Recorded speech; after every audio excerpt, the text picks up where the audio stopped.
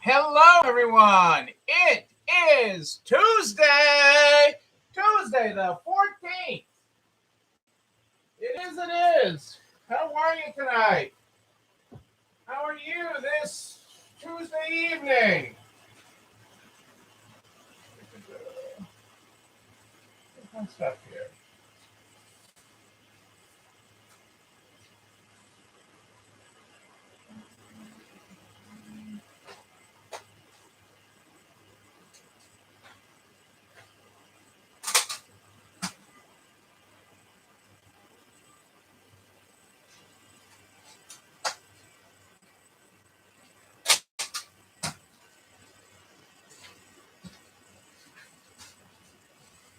Okay, I walked away from the screen for a second. How are you tonight? Tell me about your day.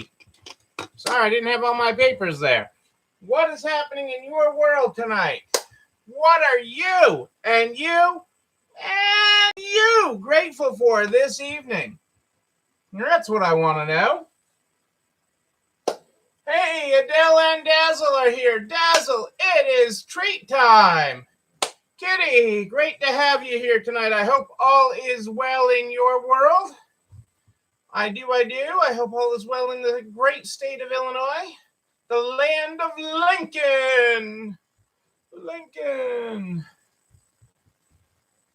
What is happening in everybody's world tonight? What are you all grateful for this Tuesday evening? Another nice day here in New England. And I'm hoping you had a nice day as well, wherever you might be. Wherever you might be. Grateful to get to go to yoga in 30 minutes. Woohoo! Yoga! Dazzle's favorite time of the day. Good to have you here, Kelly. Got your yard mowed after work? Ugh, 90s, yuck. But soon we'll be complaining about snow, so hey, and another rainy day in Michigan. Rain, rain, go away! Go away! I think we're supposed to get the rain. Somebody told me. I don't know. I have not watched the news, the weather, or any of that. Send the rain to New Mexico.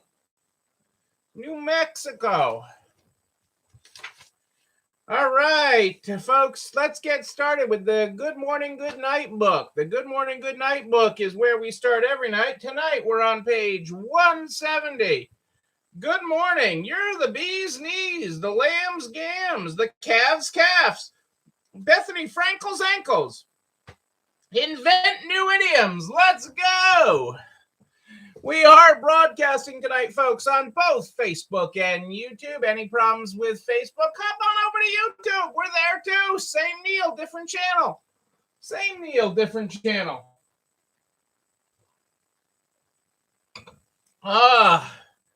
It is great to have you here tonight. I'm going to get right into it. I love this. Quote from Simon tonight. Accountability is hard.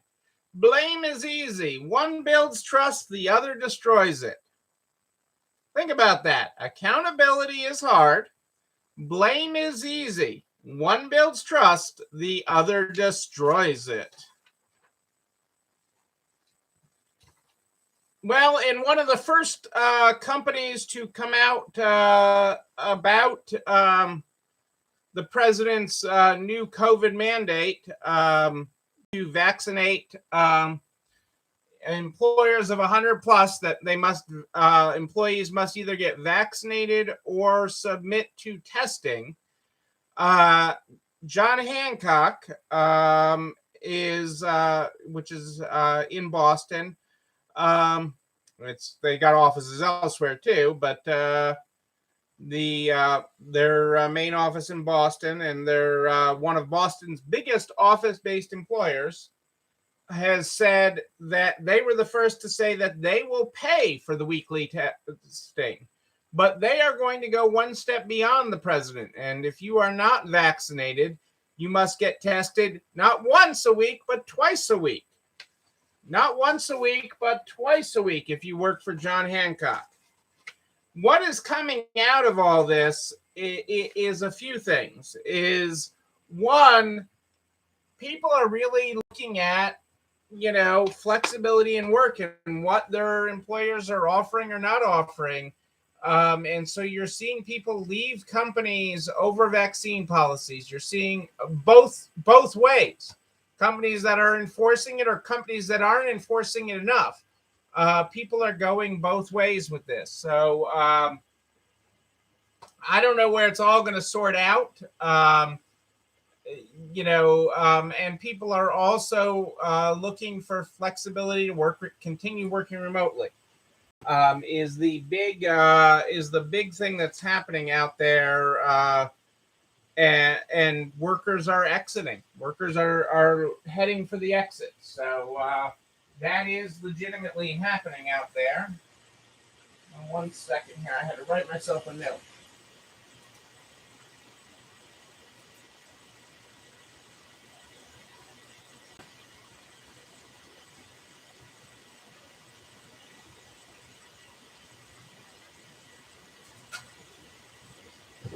That is happening. So lots will continue to happen with that.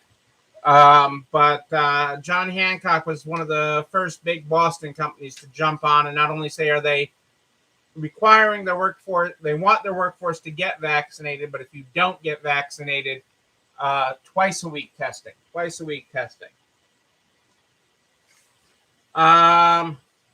But in the employment attorney space, one of the big questions is what will the rule when it is issued say about accommodations? Employment attorneys are saying one of the most important aspects of the final rule will be around how employers should proceed with those who have medical or religious objections to the vaccine. While it might seem simple to just direct those individuals to the weekly required testing option, that sounds easy. Experts say it might not always be that simple, as some workers are also claiming exemptions to the testing requirements.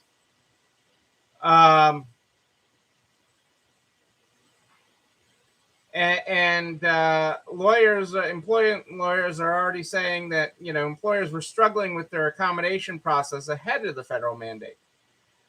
Employees and employers alike all know that mandates must come with options for religious and disability-related accommodations, and employees seem to be taking full advantage.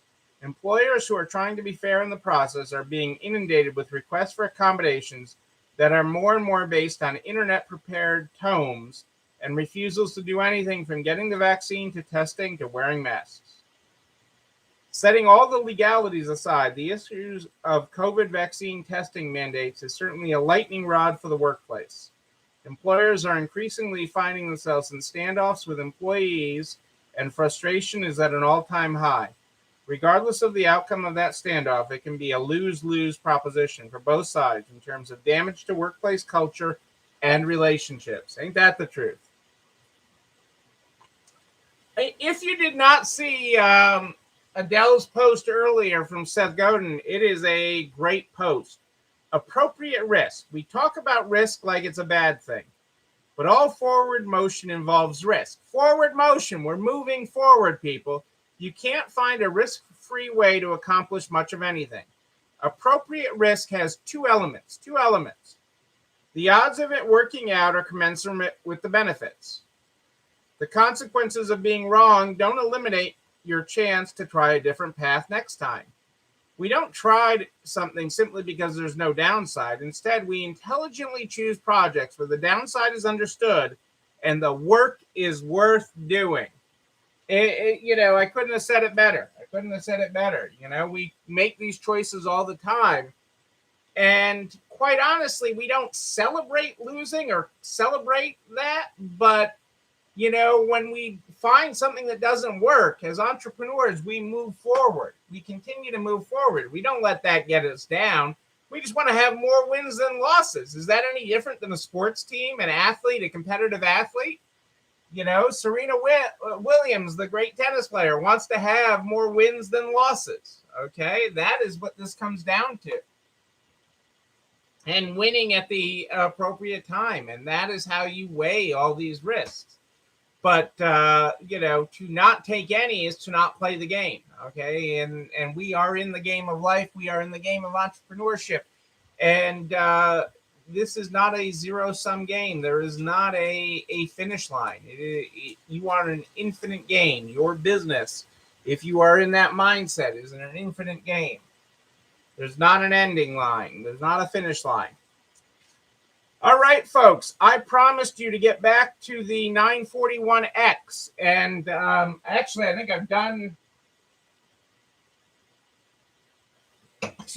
and finish up 2020 for the 941X. We are going to finish up 2020 for the 941X so we can talk about 2021 with the 941 and the 941X. And quite honestly, I think I have completely simplified it. So you have what I gave you. So last week, let me get all my props here, folks. Last week, I gave you a highlighted 941 that stepped you through all the boxes you had to fill in. All the boxes are filled in on this 941. Okay, on this 941X, excuse me. All the boxes are highlighted. I gave you a highlighted version of the 941X so that you could see what boxes needed to be filled in. Tonight, I went one better, and I've already posted this. I posted this earlier today, and my guess is Adele has already thrown it up at narts.org/resalestrong. I threw up a 941 for 2020, okay, as an example. A regular 941 for 2020 with the example of the third quarter. And then I did a 941X for the same example. So you have the original 941 and the 941X. Yes, Kelly. Kelly asked a great question. We do one form for each quarter that we qualify for, correct? Yes, you have to do this per quarter. The only exception to that is the second quarter of 2020. You can also report from March 12th to March 30th, which is technically the first quarter, as part of your second quarter filing. And there is a special line for that, and that is line 33. Okay, 33A. 33A is where you would report first quarter earnings in that couple-week period on your second quarter. You would do one for each quarter you were eligible in 2020 until you hit the threshold of $5,000 back per employee. So, I mean, if you max out, let's say you qualify for, let's say, Kelly, you qualify for the second quarter, the third quarter, and the fourth quarter. But by the end of the third quarter, you had maxed out because of your employees' earnings at half their wages, and you've kept all the same employees. You've maxed out at the $5,000 per employee or $10,000 in earnings, and you got half back, which is $5,000. You would max that out, and there would be no reason to file a fourth quarter, as an example. March is in quarter one, but the date that they signified that you can collect on this, so the date they signified you can collect on this, you max out, you can collect from March 13th, so after March 12th, so March 13th through March 31st, you can claim the credit as well, okay? But you don't claim it on the first quarter return, you claim it on the second quarter. And there's an extra line, 33A, that you would fill in just for that 7 to 18 days would be that. And that is payroll issued during that time. So that is payroll checks actually issued. So some of you may have been closed during that time or may have been down, but you actually got you issued your payroll checks during that time, and those wages qualify. It is in 2020, because we're only dealing with 2020 right now. We're going to get to 2021 tomorrow night, is my hope. And it is $5,000. You max out at $5,000 per employee, $10,000 in wages, which you get a 50% credit back on. Okay, it's the first $10,000 in wages, of qualified wages, that were not spent using PPP money per employee. And it is for the calendar year. It is not per quarter, but you have to claim it on their wages per quarter. So you're claiming the credit on wages per quarter is where you're claiming that credit. Okay, you can't fast forward and say, well, by the third quarter they will have earned $10,000 in the year, and I'll just take it on the third quarter.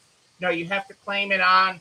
They earned $2,700 in the second quarter, and you get half of that back. You got $4,000 that they earned in the third quarter, and you get $2,000 back on that $4,000.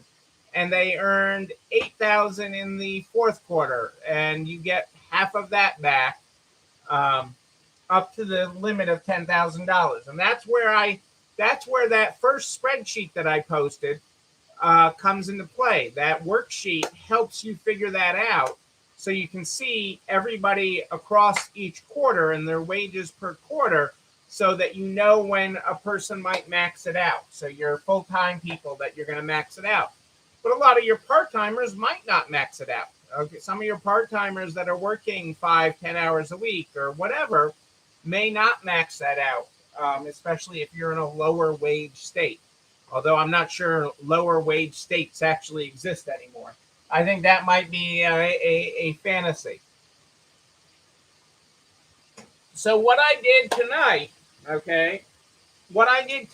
was I took the highlighted version one step further, okay, and I actually gave you a form with numbers on it. I gave you two forms with numbers on it. So the first form would be the example of the original 941, an example of an original 941 filled out for the third quarter of 2020. Okay, and it lists all the wages and the Social Security and the number of employees, everything on there. It carries it all down. It does all the math. Okay, so that you can actually see where all these numbers come from. Okay, and it does it all the way through.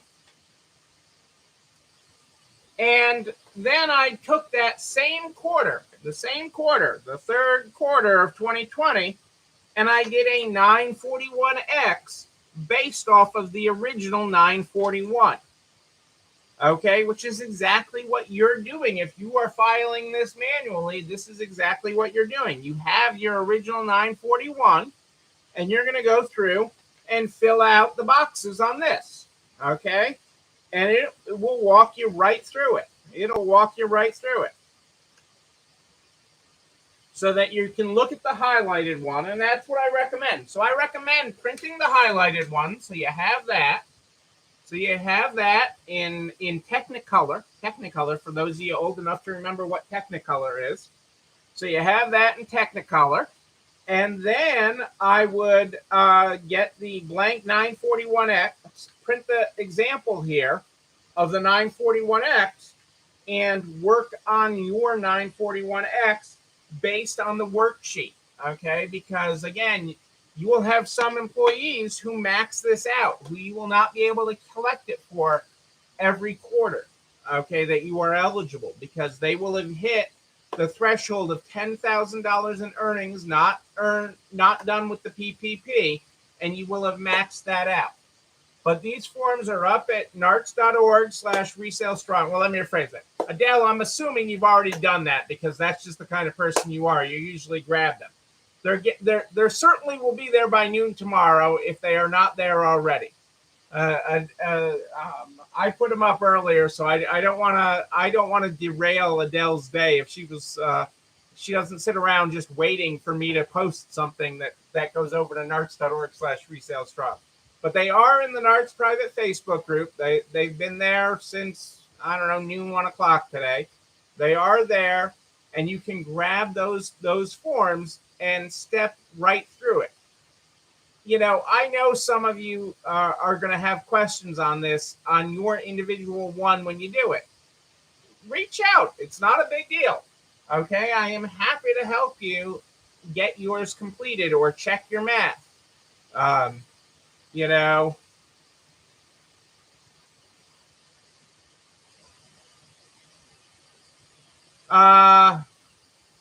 Adele is putting them up now. Okay, well, I didn't mean to call you out on that, Adele. That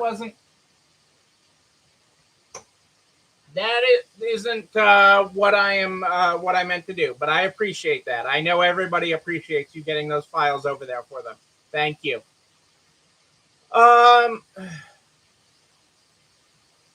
The 7200 they are not doing anymore. So the 7200, what they are doing with the 7200 form now has changed.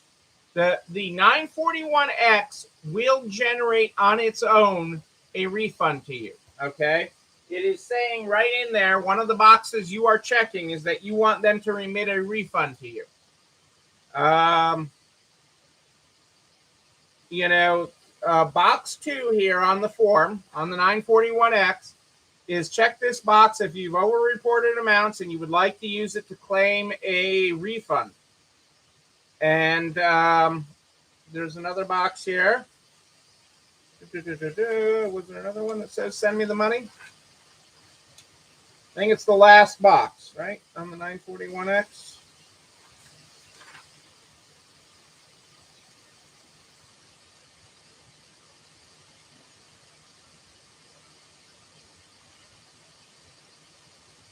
If you check line 2, which is what you did, so on inbox 27, if this is a negative number, if this is less than 0, we will refund you this money and send you the money. Form 7200, they are now only using to send you the money in advance. So this year, you're actually able to, getting ahead of ourselves for future quarters, okay, you are actually allowed to request this in advance. To get the money in advance. And that is what Form 7200 is currently allowed for. So 7200 is allowed to ask for the money in advance.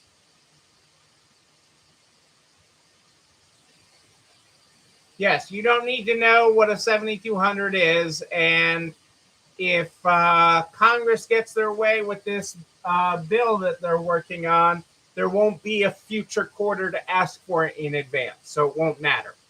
The only quarter that you would use Form 7200 for right now is fourth quarter of 2021, and Congress is likely to take the fourth quarter away. They're likely to pull the rug out.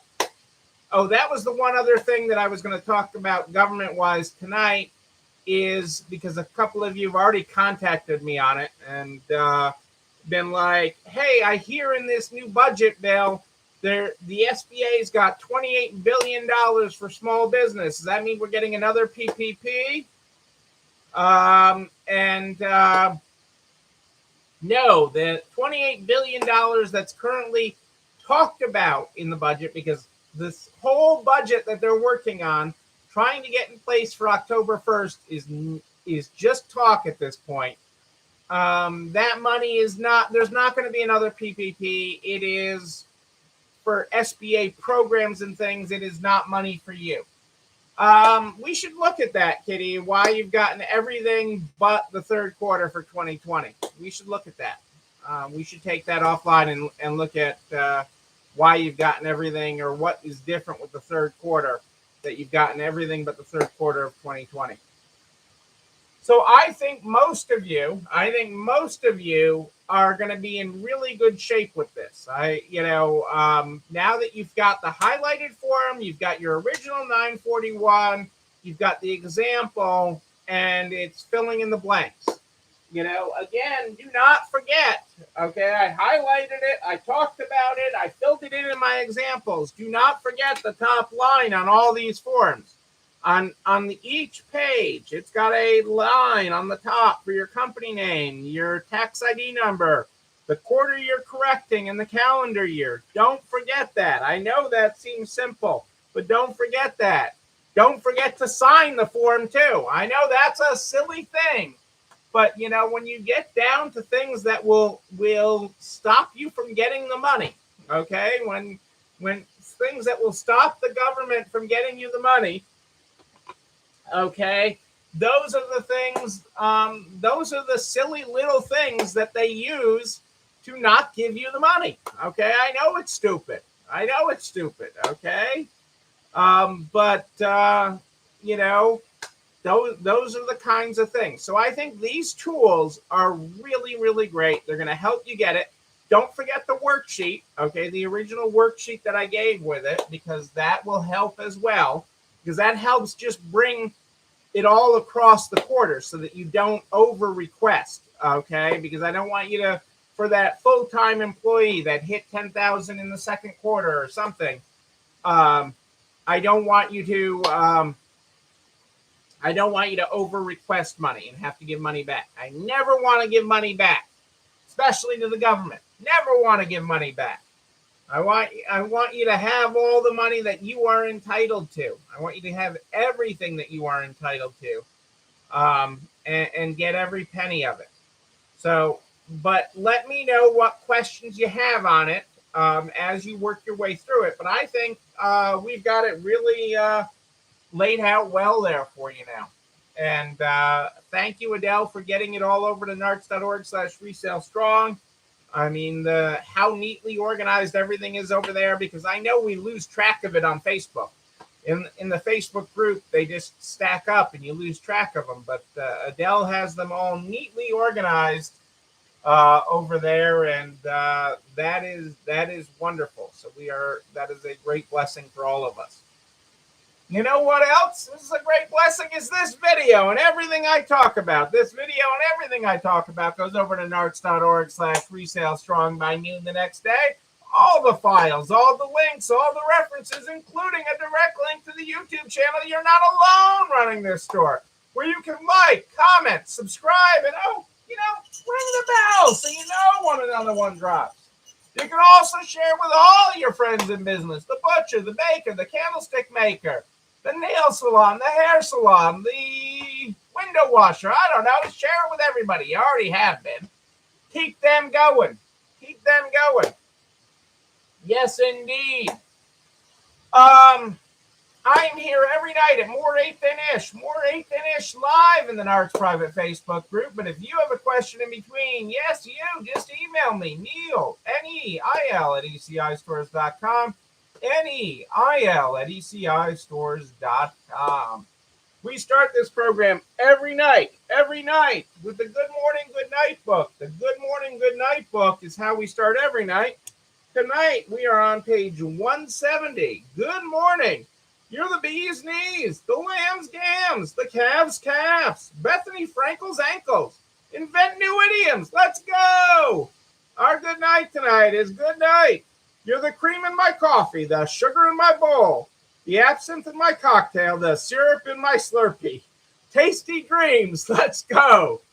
Ladies and gentlemen, I am Neil Abramson. We do like a good party, a wedding, a bar mitzvah. We will party again. We will party in person. And when we do, I'm going to be there with you. But until then, and until tomorrow night at More 8 Than Ish, know that you and you, but most importantly you, yes, you're not alone running this store. Have a great night, everybody. We'll talk about 2021 tomorrow. It's time for dinner. See you tomorrow.